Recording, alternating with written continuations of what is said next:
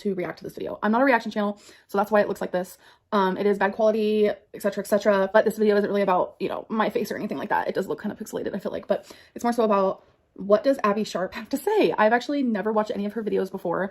I really want to give this a chance. I get nervous, you know, reacting to people when it comes to me because they're very biased based on opinions they've heard about me and such. So I'm a little nervous going into this. It's titled Dietitian's Thoughts on Amberlynn Reid's Diet and Mukbangs. This might be hard to watch, but let's get into it. Oh, this one's gonna be hard to watch. Oof. Hey everyone, I'm Abby Sharp. Welcome to Abby's Kitchen. Hello. In today's highly requested video, we will be reviewing Amberlynn Reid.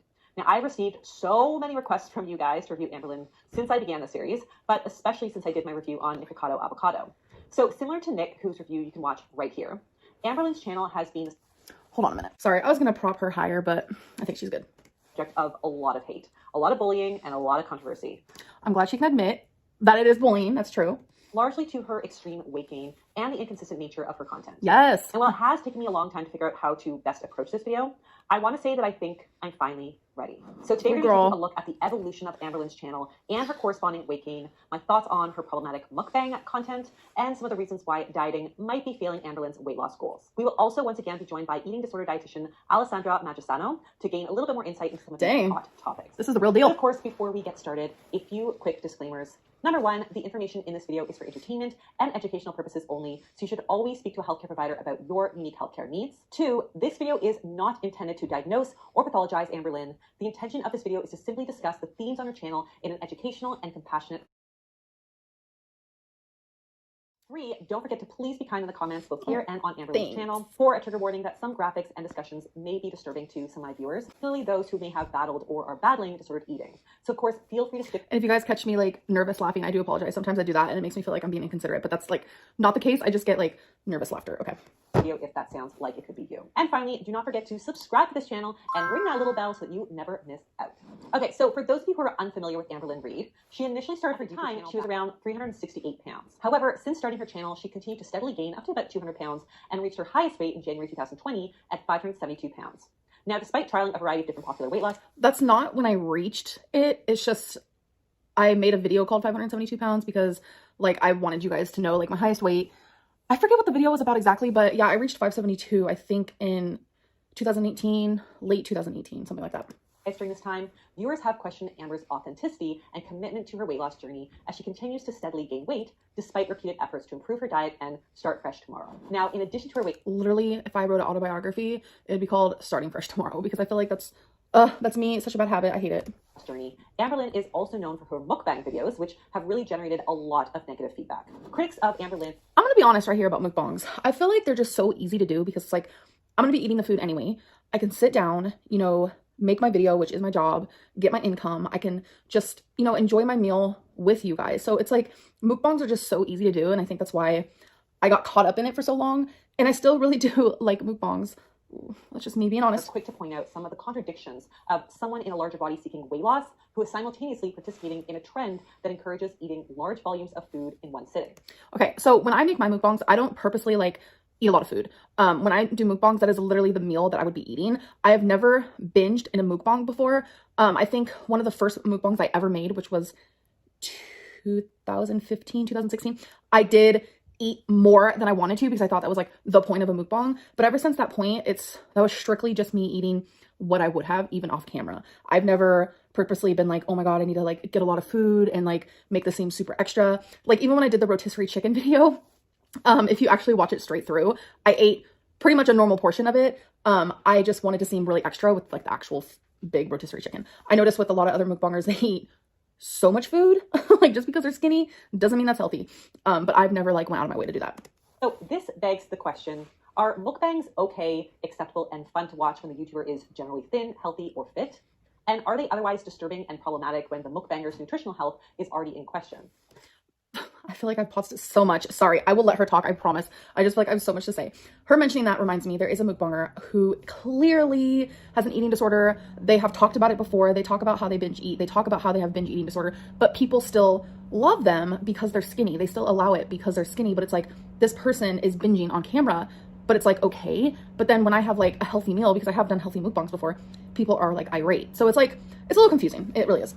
We're going to be diving deeper into these questions later on in the video, so definitely be sure to stick around for for that. Now, with all of that said, many of Amberlynn's viewers have repeatedly expressed concern about her size and the implications that this may have on her health and well-being. Now, I can understand this concern, as we do know that obesity, specifically higher amounts of body fat, may put one at a greater risk of a number of chronic diseases, including cancer. Unfortunately, Amberlynn did recently share that she was diagnosed with stage 1 endometrial cancer, which is a cancer in the lining of the uterus. Now, I will say that there are a number of risk factors for endometrial cancers, including age, genetics, and use of certain forms of contraceptives. But research does suggest that obese and overweight women with higher amounts of body fat are 2 to 4 times more likely to develop endometrial cancer, and extremely obese women are about 7 times more likely. One explanation for this... Yes, it's like, I know it's my fault. Like, I could have prevented this, and it's sad to know that food completely has ruined my life, and it's scary and it's dangerous, and the feeling of it is unbelievably overwhelming, and I regret so much. I really truly do. And it is hard. It is so hard to have this food addiction and this binge disorder. It's just so hard, and it gave me cancer. Like, that's crazy. Excess fat tissue produces higher amounts of estrogen, which has been associated with not only endometrial cancer, but also breast and ovarian cancers. Another possible explanation is that individuals with higher body fat often have increased blood levels of insulin and insulin-like growth factor 1, which may promote the development of some cancers, including endometrial cancer. But of course, I am not an oncologist, nor am I part of Amberlynn's healthcare team. So obviously, I cannot speak to the root cause of Amberlynn's diagnosis. But what we can say, just by looking at the research, is that there may be an association between higher body fat and the development of some cancers. Now, with that said, since sharing her diagnosis, Amberlynn has also had a hysterectomy to surgically remove the uterus. So I do want to... I got a full hysterectomy, so they removed... So crazy, oh my god. To think that food made it to where I can't even have a child. I didn't know she was gonna bring out my cancer. I didn't... Like, it's okay, obviously, but, like, they removed uterus, tubes, ovaries, all of it, so... Of course, wish her a full and safe recovery and remission from her surgery and condition. Now, moving on to her diet, I do want to start by acknowledging that Amberlynn has shared that she suffers from binge eating disorder and overeating. As usual, it is not my place to speculate about whether or not this is true. And like I said, I'm not here to diagnose or pathologize Amberlynn, but rather the purpose of this video is to review the content on... I feel like I appreciate her because, like, she's an actual dietitian and she still doesn't, like, want to say, oh yes, this is binge eating, or yes, like, you overeat way too much. Like, and it's just so crazy to me to think, like, so many people in my comment section diagnose me or undiagnose me all the time, and they have, like, no right to do it. But she's, like, respecting me and doing it the right way and really just being, like, unbiased about the whole situation. Channel at face value in a compassionate and educational format, so as to discuss some reoccurring themes like dieting and emotional eating. With that said, I really can't confirm whether or not Amberlynn's What I Eat in a Day videos are an accurate representation of what she actually consumes in a day. Every time I have ever made a What I Ate Today video, it has always been 100% truth, whether it was a healthy one, like, hi, I'm on track, or whether it was a hi, this is, like, exactly how I eat when I'm overeating. I've never done false ones. They've all been true and accurate. But we will talk more about binge eating disorder and dieting later on. For now, I do want to take a brief look at what Amberlynn's typical day of eating might look like at the time of filming this video, which, by the way, is subject to change by the time that it's live. Let's start with her breakfast, and a quick trigger warning. I'm going to be giving some suggestions on how to help optimize satiety for Amberlynn's weight loss goals. So if this is triggering for you, of course, feel free to skip this section of this video. So for breakfast on day 1, we've got a smoothie with Greek yogurt, some frozen berries. Oh my god. There can actually be a difference between a binge and what Amberlynn has been diagnosed with, which is binge eating disorder. So to dive more... And yes, when I went to the weight loss surgeon, and you guys know that whole thing, like, I was fixing to literally get weight loss surgery, but it turns out my mental is not good enough for that, which I totally understand. When I saw the psychologist, he actually told me, sounds like I got binge eating disorder. Flirted with Weight Watchers, new and intuitive eating. But outside of diet attempts, her focus has been on curbing her binge eating episodes. Sorry, my light is literally flashing. I hate this light in here. We need to change it. All of which have collectively helped her lose close to 90 pounds. Now, it's important to mention that for Amberlynn, these episodes are not just benign binges that can, easily be overcome and forgotten about at the next meal or snack. There can actually be a difference between a binge and what Amberlynn has been diagnosed with, which is binge eating disorder. So to dive more... And yes, when I went to the weight loss surgeon, and you guys know that whole thing, like, I was fixing to literally get weight loss surgery, but it turns out my mental is not good enough for that, which I totally understand. When I saw the psychologist, he actually told me, sounds like I got binge eating disorder. And I've literally been told that by every single psychiatrist, psychologist, therapist, counselor I've ever seen. So topics, I've once again invited my colleague, eating disorder dietitian Alessandra Magisano, to provide her insight and expertise on the subject. Thank you again for joining me, Alessandra. I'm nervous. Oh, thank you. Thank you for having me. I'm so happy to be back. So what is the difference between a binge and binge eating disorder? Okay, so great question. The main difference between the two of them is essentially clinical criteria or diagnostic criteria. So a binge eating disorder is a mental health condition that can be technically diagnosed, and it follows very specific quantitative measurements. So things like eating a certain amount of food in a specific amount of time, generally larger than someone would eat comparably to you. And it also involves some qualitative measurements like feeling guilty, feeling uncomfortably full, eating when not hungry, things like that. But it's more quantitative in terms of recurrent episodes of binge eating, at least once a week, they say, in the past 3 months. I do this. Oh my God, I'm gonna get emotional. As of lately, I do this every single night. Every single night. Whereas a binge, first of all, could be on something other than food. And it's more subjective in nature. It can be more subjective. So someone can eat a cupcake and feel like it's a binge, and that is completely valid. So that's the main difference between them. I eat a cupcake, and I'm proud of myself. Because if I've only had one cupcake, I'm on the right track. Wow. Wow. I'm really messed up. I really, truly am. Very similar, really almost identical. The only difference is one kind of is clinical and checks off boxes, and the other one can actually be more subjective and takes into consideration more qualitative components. Amazing, good to know. And regardless of diagnosis, what are some strategies to help kind of curb overeating and those binge cycles? The main number one strategy for both is meal regulation. So whenever someone is experiencing either overeating cycles or binge eating cycles, it is because of some element of what we call chaotic eating, or eating that either doesn't satisfy enough physically or emotionally or mentally. So we want to look at, it's widely known that binging comes from some element of restriction. That's thankfully now pretty well known, but there's this other component. Which is true, because my binge eating got the worst after living in Virginia, where for a large portion of the time I was eating only like 900 calories because I didn't know anything about nutrition. I didn't know anything about calories. It was all new to me in the sense of knowledge. Although before that, I did diet a lot, but it was always under someone else's supervision because like I was in foster care, whatever. But that was the first time I had to diet on my own and chose what I would eat, etc., etc. So I knew no knowledge. So I was eating like 900 calories a day, and that's how I lost 89 pounds. And I would crazy binge to the point of like, I was like, wow, I've never ate this much before. And it was so uncontrollable that it scared me a lot of the time. And then I couldn't get a handle on it. And it was just like one day that was that. And since that point, I went from 331 to 572. And now I'm sitting at 520s. Wow.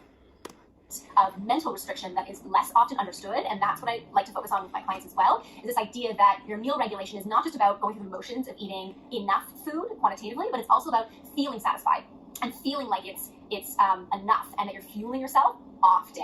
And one of the biggest struggles that I see in my clients is they often ask me, okay, but I'm working on my overeating, but I feel like I'm eating more. You're telling me to eat too much.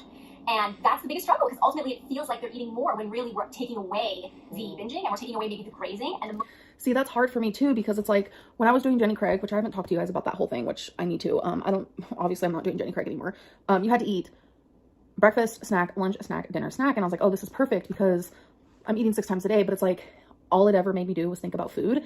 And that was so unhealthy for me because I couldn't stop thinking about food. So it actually made me binge. I don't know. Important thing is we're taking away the mindless eating that they weren't even aware they were doing.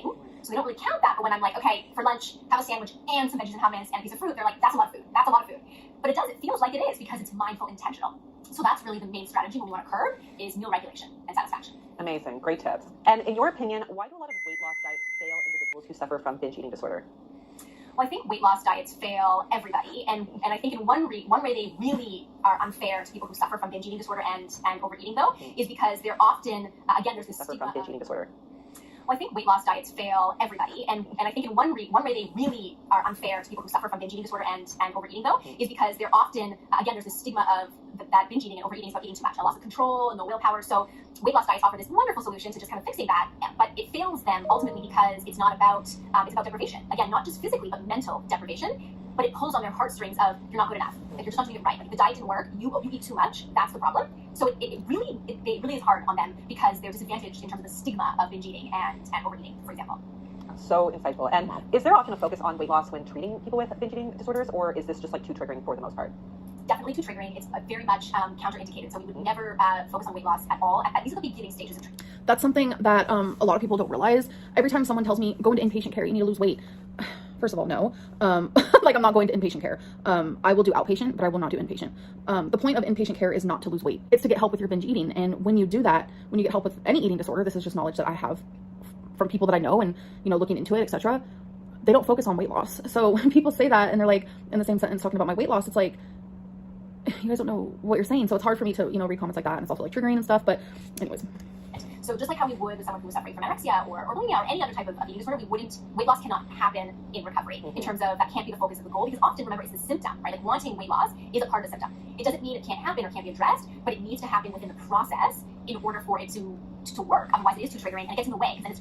Yeah, I love this because I've always thought of my weight as a symptom of something else, and it's most definitely a symptom of my binge eating, which then, in fact, in my opinion, is a symptom of something even higher. So it's just like, it's a lot. It's a lot. So, okay, but like the progress is about weight loss, which negates all the other indicators that we try and focus on when it comes to recovery. And how... I keep pausing it. I need to stop. This video's so long. I know that when I stop binging, I lose weight. Recently, when I was down, you know, almost 100 pounds, it's because I wasn't binging. I don't know what came over me. It happened maybe twice a week, which for me is not that much because I binge every night. It's that simple. And with me only binging twice a week, I was able to lose weight, you know? That just comes with it. When I don't binge, I lose weight. When I binge, I maintain or gain. With somebody theoretically with binge eating disorder who is at a higher weight, is it possible for them to safely lose weight without feeling restricted? And how would that happen? It is possible. The number one way it happens is time. It takes a long time, and you have to go through the process. So it's uncomfortable, but they have to go through the process of understanding where the binge eating came from to begin with. Because oftentimes what I find is when they start the process, it's like, okay, weight loss, that's what I don't feel comfortable with my body, I want to lose weight, and I hear them and I validate that. But once we go through the actual process of recovery and healing the relationship with food and therefore body, their idea of weight loss changes. So it's not necessarily that they completely give it up or that we don't touch it again, but we change together the definition of that. We might focus on... And I'm listening to everything she's saying, but my mind is also going at it too. I am not saying that weight loss is not something I need to do. I'm not saying that weight loss isn't important. It 1000% is. I need to lose weight so I can live longer. That is 1000% true. It is so much harder than me just counting calories or doing Jenny Craig or doing Weight Watchers. Like, there's more to it than this. And that's why it's just so hard for me when people are just like, it's about it. And it's like, you're making jokes about a psychological problem that I'm going through. And for some reason, it's okay to do when it's about me. But if it was about anyone else, it's like, it's not okay to do. So it's a weird concept that bullying and making fun of someone's eating disorder is allowed under my channel. And which in fact makes it harder for me to get help and to love myself enough to want to get help, because I read these comments as a job. I feel like it's important that I do read the comments here and there, and they make me feel unworthy and like I'm not good enough of good things, and it just puts me in a really dark hole. Really, it does. But what does weight loss mean for you? What does health mean for you? Is it about a size? Oftentimes those kinds of things are what they would say at the beginning. It's about a jean size, or it's about looking a certain way in clothes. When you go through the process, the definition changes to something a little bit more holistic, and that's how it can safely be done, because then their mindset is shifted to something much healthier than just a body size alone. So it can be done safely. It just has to be done over time and with the right unpacking along the way. And so could somebody with binge eating disorder ever get to the place of being able to eat intuitively? Absolutely. I see it all the time. It's one of the most amazing things that can happen from binge eating disorder that is like pretty chaotic. In eating, you can go and eat really, really intuitively. Emotional again, sorry. Time and trust, because ultimately it's a relationship that's broken, and we just have to heal it. And once your relationship with your body is healed and you practice, that's the other thing I tell my clients, you have to practice. It's not perfect. You're going to have days where you don't eat intuitively because... I just want to be normal. I just want to be normal. I'm sorry, it's just some of the things she's saying. It's just like, I remember I was watching a video with I was gonna say with Becky. I was watching a video by myself, but Becky was in the room with me, and it was a Vlogmas video, and this girl, she was showing like what she was eating for dinner, and I was just like, that portion is so small. And I had to remind myself, it's not small, it's normal. And I want to be normal. I want to be that person, and just knowing that I never will be is so hard to wrap my head around. Like, I don't know anything different than what I know now and how I am now, and it's just really emotional for me. You're busy at work and you know you need to eat and you're maybe not really hungry, but you know you have to. That's not really intuitive, but it kind of is, because you know you need it in the bigger scheme of things. So these are the ways that we talk about intuitive eating. We make it practical, and absolutely anyone can eat intuitively. And do you see success with implementing like mindfulness strategies for people who have binge eating disorder, and like what would be the most effective? Mindfulness is absolutely number one, very effective. And ultimately it's effective because it forces the client to be aware of the present moment, which is usually the opposite of what's happening when they're overeating or they're binge eating. Even if they're aware, sometimes we'll say like, I'm pretty aware I'm binge eating. Even so, there's a disconnection with your body. So mindfulness kind of brings that all to the surface. So it's things like unpacking, your triggers, environmental triggers, figuring... Like, speaking of triggers, the video with me and Becky, we were in the car And we were just having a good time, you know. We were gonna go see Christmas lights, and I'm doing Vlogmas, so I wanted to just vlog, you know, and see in the comments and talk about how big I am in the car. And people were like joking about it and saying rude things, you know. There were a lot of jokes, a lot. And then there were some people who were just like, wow, Amberlynn, you're so big. I think it's, you know, time for you to get a new car and to get help. You can't even fit. Like, it triggered me so bad. And I binged afterwards because it's like, seeing things like that, like, that doesn't help me. That didn't help me at all. It just made me feel worse about myself, and I wanted to numb it. I wanted to numb it. And I've talked about this before where I'm like, I want to feel good about myself and love myself, because that's the only way that I will change. And I know it seems so, like, that doesn't make sense, because if you hated yourself, then you would want to lose weight. And if you loved yourself how you are, then you wouldn't. Like, I get that. But I see it so differently. I see it as like, if I love myself, then I would want to lose weight. If I feel positive and within myself and all this. But then if I'm self-loathing and reading comments like that, it makes me want to numb it, which then in fact makes me emotional eat and binge. And it's just like, that was so hard to see, you know. Like, seeing people make fun of my size is so, it's so sad, and it is fat phobic. And I talk about this all the time, and people don't want to accept that you are fat phobic, whether it be subconsciously or not. We have to reposition things in your kitchen. We have to reposition where you sit at the table, screen time, bowls, portioning. Triggers can literally be all anything. Help to bring mindfulness to the surface, as well as tons of journaling. So that helps. I love a journal. At the beginning, I'll have clients write a ton of notes around their meal times. I'm less concerned with their logging of the food and more about the context around it, because that's the mindfulness piece. And so it's very important. That's a good idea. Amazing. Okay, and finally, what are some strategies to help reduce that emotional eating component that may contribute to binge eating, of course, in addition to therapy? Mm-hmm. So like I mentioned, journaling is very, very helpful. But again, it's this idea of just tuning into your body's cues. So I like to use introspective awareness a lot with my clients and asking them, you know, can you listen to your heartbeat, your pulse? You know, how do you know you have to go to the bathroom, your bladder being full? Do you ever question that? And they're like, no. And I'm like, okay, well, that's where I want you to get with food. Or you don't question it. Your body gives you a message and you just do it. So that's what we're working towards. And there's little strategies that I work with clients on to work towards that. Things like hunger scales, to figure out where am I in terms of hunger before a meal, middle of the meal, after a meal. That really, if I was to do that, like now, how I've been now, it's like before I eat, my normal like body, like physical hunger scale is like 1. But my emotional, let's binge, let's do this, let's get like high off of food, out of 10, it's like 15. That's just, it's all so unhealthy and hard to wrap my head around, and the things that I go through behind the camera, it's a lot.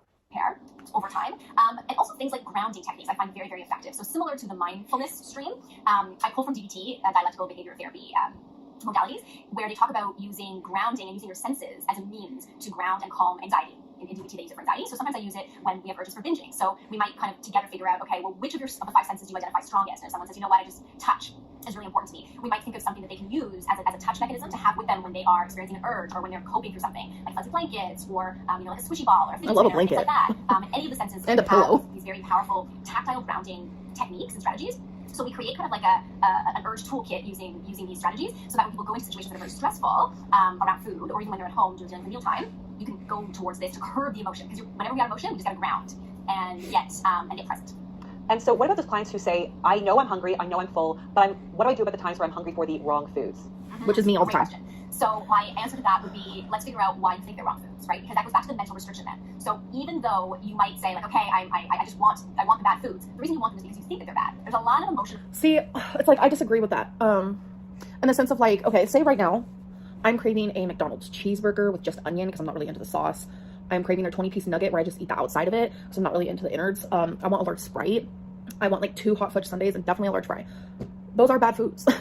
I do look at food as very, okay, that's bad food, that's good food. And there's like a middle ground as well. But I feel in my heart that it's okay to have a bad food as long as you also have a good food with it. But it's like, whenever I have bad food, I'm not thinking of good food at all. Energy that gets charged when we have to think that something's bad. So, you know, I get this question all the time. Like, but there are foods. Aren't there foods that people just shouldn't eat? Like, how can you be a dietitian and tell me that like there aren't foods, right? I'm sure you hear it too. Oh yeah, all good. Aren't there foods that we just shouldn't eat? And I say, you know, like, of course there is general nutrition, of course there's foods you should have more often, etc. But the energy that you spend trying to villainize those foods takes away from your decision in that moment to make another choice. So you don't have to choose that food, but you don't have to hate it. Let's just neutralize it. So if you know you're hungry, know you're full, but you just want the bad foods, it's because you're thinking about bad foods. It has too much power, and potentially you're not getting enough food also during the day, right? Like if you're craving somewhere, usually the first thing we look at with cravings is you're not eating enough. I'm not so sure about that either, because I binge, like, yeah, it's it's a lot more likely and to happen if I am restricting hardcore throughout the day, whether it be calorie counting, Weight Watchers, Jenny Craig, like whatever it may be. Even after, you know, I do have a big breakfast or I do have a big lunch, like none of that matters to me. Like when my body's ready for a binge, it's ready for a binge no matter what I ate the day prior. or not the day prior, but in the day prior to the binge. But when you are, and there's a physical component satisfied, then we look emotional. And we say, well, then you're probably thinking that it's bad, and that's why you want it, so let's just exposure therapy. Right. It's kind of the difference between physical restriction and emotional scarcity. That's yes. same kind of... Sorry, when she mentioned exposure therapy, my mind went to like a few of my biggest fears ever, but I don't want to get into it. I've been thinking a lot about exposure therapy recently regarding certain things, and I don't want to think about that anymore because it's traumatizing and it's scary. Yes. It's a fine line between a restriction and a boundary. Yeah. And that's ultimately what recovery is about, is learning what is a boundary and what is a restriction, and knowing that one is flexible and one is inflexible. And that's the difference. Love that. Flexible and inflexible. That's so helpful. Thank you again so much, Alessandra, for providing so much helpful insight. I like that. I like her too. And once again, everyone, I'm going to be leaving all of our contact information in the description below so that you can reach out if you're looking for some one-on-one support. So thank you again. My pleasure. Thank you so much. Bye. Bye. Bye. Thank you again to Alessandra for I wish providing she was my insight. So once again, I'm going to be leaving all of our contact information below. I would, okay, I can't say I would thrive because, but I feel like if I had both of them in my life and like they were there to like help me, I don't know, they give off really, really good energy, and it's like their knowledge is so strong. They're not there to judge. Like they're being like 1,000% like just knowledgeable and caring and kind and compassionate. And I mean, I guess that's what you expect from people who truly are dietitians, because like I'm so used to my comments, and I'm not trying to be victimlyn, but I'm just so used to like the hate and the backlash I get from, you know, this whole weight topic, you know, and even from reaction channels, like they're literally profiting off of my eating disorder while being mad that I'm profiting off of it. It's really weird. And I don't know, it's like, I'm just so used to being talked down to because of this, that it's nice that like there are two women who are openly just like, Amberlynn Reid has a problem, and this is the problem, and these are the facts. I know they're not like diagnosing me, but let's be real, like everything they're saying is literally about me. So it's just like a breath of fresh air, but it's also like very hard to listen to. Reach out for some one-on-one support. Okay, so again, the intention of this review is not to diagnose or pathologize Amberlynn, but to use her content for educational purposes to provide you with helpful insights and knowledge on emotional eating and the complicated world of obesity, weight stigma, and binge eating disorder. I also want to strongly remind you to please be kind in the comments, both here and on Amberlynn's channel. Your words are so powerful, so please use them wisely. We ultimately cannot know what somebody is going through off camera, so I really do ask you guys to consider if the comments are helpful or supportive, or if they contribute to the weight stigma and discrimination. Here I go again, crying again. I am going through a lot off camera. Some things are happening like just within my family and just within myself, and it's like I used to be very open on YouTube. I'm sure you guys remember years and years ago, like things that were just like I would talk about all parts of my family and what they're going through, and it's like that's not like my job to do, is share their story for all these strangers. And also like within myself, a lot of the things that I'm going through, it's just like I have learned to keep certain aspects of my life private. And I get a lot of, why do you have anxiety? Why are you sad? You do nothing all day. That's what I show you guys. I show you guys as much humor as I can, you know, as much of the good side of my life as I can. And even then it's not that great, because I am choosing not to talk about the true life that I have. I'm just not comfortable with it. And so I choose to show you the, you know, oh, me and Becky are opening gifts, or watch me clean my vanity. What shampoo and conditioner do I use? You know, I just no longer feel comfortable sharing such personal and deep aspects of my life, is what I'm trying to say. And you really never know what someone's going through. You know, everyone has a story, and everyone has their demons and secrets and things that they don't talk about or share. That people in larger bodies are so often subjected to. And on that note, I didn't hear what she said. Or supportive, or if they contribute to the weight stigma and discrimination that people in larger bodies are so often subjected to. Yep. Yep. I'm not gonna get into that. And on that note, that is all for today's video. If you liked it, be sure to give it the thumbs up. Leave me a comment below with who you'd like to see me review next. Subscribe to the channel, and I will see you next time on Abby's Kitchen. Okay, so I love this. I thoroughly love this. I'm definitely gonna be subscribing to her based on the fact that she has so much knowledge. Even in this video, I've learned some things, and my eyes are wider and open more than ever. And I really appreciate her taking this video and making it into something more educational than judgy. I don't know, I feel like a lot is like going on up here now, and I highly doubt anyone watched this far, and if you did, I am just really curious if you did. So let's say a random word in the comments if you watched this whole thing, because I have never uploaded a video this long on YouTube. I hope that it even uploads. The random word I want you guys to say below, since it's Christmas time, and you know, let's say candy cane. So yeah, if you've watched this far, I'm really curious, say the word candy cane. Let's see if you guys enjoy me uploading videos this long. But yeah, it was fun reacting to her, and I hope that you guys did enjoy, and I'll see you in the next video. Bye. In the Romo household, we take things to the max. Hey guys, welcome back to my channel. I'm Cherry, and I am going to quickly react to this. I'm not gonna say too much because it's all the same crap. She only put this out because she quit Vlogmas, and she wants people to feel bad for her. So she's reacted to someone. I love her. She has great presence. She has great knowledge. And the other lady she brought in, she's awesome. And I know I sped it up, and I know you can see how fast those ladies were talking versus how slow the Amberlynn's still talking slow. But in the beginning of the video, she said, "Oh, this is just gonna be reaction to this woman, and it's not gonna be about my face." But during the whole video, she was acting smug and still kept looking in the camera, and then she's rolling her eyes at people. You know, she's sitting there all smug and throwing. I'm glad that she's not my child, because let me tell you something, my children would never act like that. She's 1 year older than my daughter. My daughter has respect for everybody. And she does have a YouTube channel, guys. Raven Angelique XO. Catch her. But not trying to put a plug in for her, but she's been sick with COVID, but she's getting better. Thank you guys. If you prayed for her, I appreciate it. But I'm serious. She couldn't be my daughter. I couldn't be proud of that, because number one, here she goes blaming YouTube, blaming her viewers, because remember when she made that part about when they were in the car, you know, they were going to see the Christmas lights, and it's all the people who make comments about her big body, and that set her off the binge. But let me tell you something, she's been on YouTube for almost 8 years. She knew about her binging disorder long before she came to YouTube. Okay, she made lies about that. She said she wasn't diagnosed here, but then she got caught in a lie on that too when she found out about that. So, but that's not the point that I'm trying to make here. But she's known about this binging disorder. She made a comment too that she doesn't want to do exposure therapy because she's too scared. She might realize what her problem is. I'm sorry, guys. She's been on here way too long. She is exploiting her weight. She's exploiting her eating disorder. She's exploiting her mental illness for money. I don't know why you people don't understand this. I don't understand why you don't get it. A lot of people going, I know, I'm going to be like, why are you hating on her? I'm not hating on her. I'm hating on the fact that she's exploiting everything for money, and you people don't realize it. She is sitting here at, what? Really watch her. She's smug as crap because they're siding on her and they're telling her things that she knew, and she supposedly said, "Oh, that's new to me," or "This is new," but she blames YouTube. She blames the comments. Either she quit. This is my advice to her. This is my advice personally to Amberlynn Reid. Quit YouTube. And if you don't want to quit YouTube because you're too scared to get out in the world and work a real job, this is not the way you do your job, Amberlynn Reid, you would be fired. Let me tell you. You need to either turn off your comments, girlfriend, or you need to quit YouTube, period, because you don't take no accountability for your actions, but you want to blame everybody else. Here she goes. She even admitted, victim Lynn. I'm going to look like the victim Lynn. She is a victim.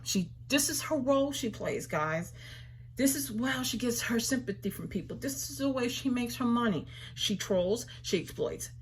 Bottom dollar. Bottom line here, guys. Bottom line here. That's the bottom dollar for me.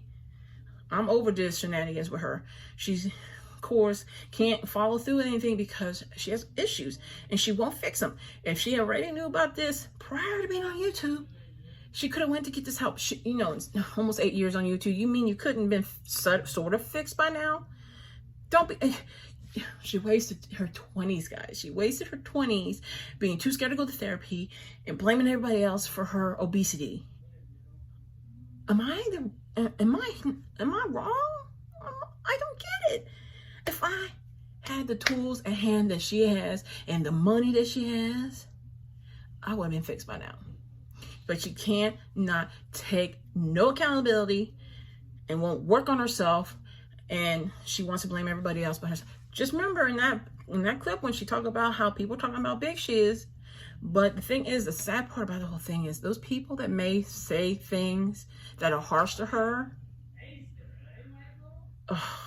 they were her supporters from the beginning. I saw her videos in the beginning. I kind of liked her in the beginning, but then I started seeing her using her issues to make money. And she knows she's going to be doing mukbangs. You know she's going to be back to doing mukbangs because it's all about the dollar with these women. Why do you think... I don't know. I'm giving myself a headache thinking about it. But remember when that lady said, don't that she agreed, that she said it is bullying. Well, like I always say, you reap what you sow. You put out the negativity, you're going to get the negativity back. No, I'm not saying it's okay, but people get sick of it. People are really about, to the point of pulling hair out. So, let me tell you. I don't feel, I'm numb with her. I don't care either way. If she gets help, people have been telling her for years. People have been trying to be nicer and try to give her helpful advice, but everybody's boo-boo the fool. They don't know nothing. Well, go to the doctor, Amberlynn Reid. Get your little therapy on. Stop using it and exploiting things. I don't know, but I don't want to say much now, but she just did some other things in the video, and you know,